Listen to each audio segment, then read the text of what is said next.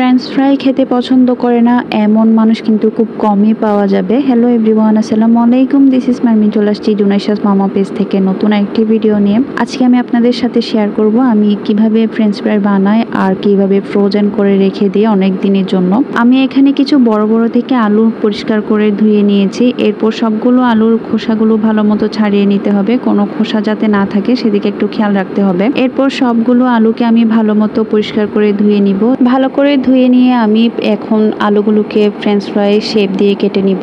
আলুগুলো কাটার সময় অবশ্যই খেয়াল রাখতে হবে আলুগুলো যেন খুব বেশি পাতলা আবার খুব বেশি মোটা না হয়ে যায়। ভিডিওতে দেখিয়ে দিচ্ছি আমি কোন সাইজের করে আলুটা কেটেছি। এটা কিন্তু খুব বেশি পাতলা আবার খুব বেশি মোটাও না। খুব বেশি মোটা করলে এটা ফ্রাই করার পর একদম মুচমুচে থাকে না, আবার খুব বেশি পাতলা করলে সেটা ফ্রাই করার সময় অনেক সময় পুড়ে যায়। আলুগুলো কাটার আগে আমি চুলায় একটা প্যানের মধ্যে পানি দিয়ে নিয়েছিলাম সেদ্ধ করার জন্য, আর এখানে দিয়ে নিয়েছিলাম পরিমাণ মতো লবণ, দেন দিয়েছিলাম একটু ভিনেগার। পানিটা সেদ্ধ হতে হতে আমি এখন আলুটা কেটে নিয়েছি এন্ড ভালো মতো পরিষ্কার করতে হবে। আলুতে একটা যে কষ ভাব থাকে সেটা যাতে চলে যায় সেদিকে খেয়াল রাখতে হবে। যতক্ষণ না পানিটা একদম পরিষ্কার হয়ে যাচ্ছে ততক্ষণ পর্যন্ত আলুটা খুব ভালো মতো সুন্দর করে ধুয়ে নিতে হবে। তো ভালো মতো ধুয়ে নিয়ে আমি যে পানিটা সেদ্ধ করতে দিয়েছিলাম তার মধ্যে আলুটা দিয়ে নিয়েছি। আলুটাকে এখন আমি 5 মিনিটসের মতো একটু সেদ্ধ করে নিব। আলুটা আবার কিন্তু খুব বেশি সেদ্ধ করা যাবে না, 50% মতো সেদ্ধ করতে হবে। আলুটা সেদ্ধ হয়ে গেলে আমি একটা স্ট্রেনারে নিয়ে আলুর থেকে যে এক্সট্রা পানি আছে সে পানিটা ভালো মতো ঝারিয়ে নিব।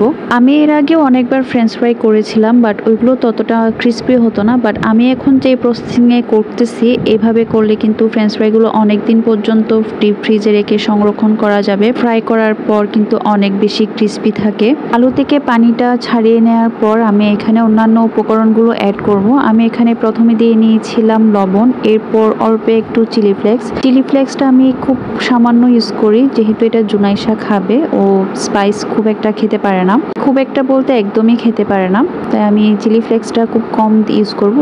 বাট যারা একটু ঝাল পছন্দ করেন তারা চিলি ফ্লেক্সটা এখানে বেশি করে ইউজ করতে পারেন, খেতে কিন্তু অনেক ভালো লাগে।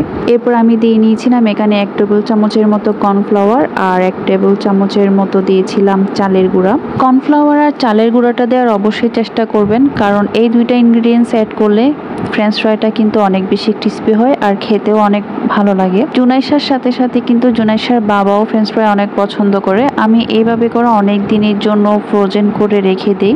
যেহেতু এখন আলুর দাম একটু কম আছে তাই আমি একদম বেশি করে বানিয়ে রেখেছি। রমজান মাসে তো প্রচুর বানিয়েছি আর প্রত্যেক দিনই ফ্রাই করেছি। সব ইনগ্রিডিয়েন্টস অ্যাড করার পর এটাকে কিন্তু একদিনের জন্য ভালো মতো একটু শক্ত করে নিতে হবে ফ্রিজে রেখে। এরপর একটা জিপলক প্যাকেটে করে রেখে দিতে পারবেন অনেক দিনের জন্য। তো আজকের ভিডিওটা এই পর্যন্তই। যে যেখান থেকে আমার ভিডিওটি দেখছেন অবশ্যই আমাকে একটা ফলো করে দিবেন, আর যারা এখন আমার ইউটিউব চ্যানেলটি সাবস্ক্রাইব করেন অবশ্যই সাবস্ক্রাইব করে দিবেন। আল্লাহ হাফিজ।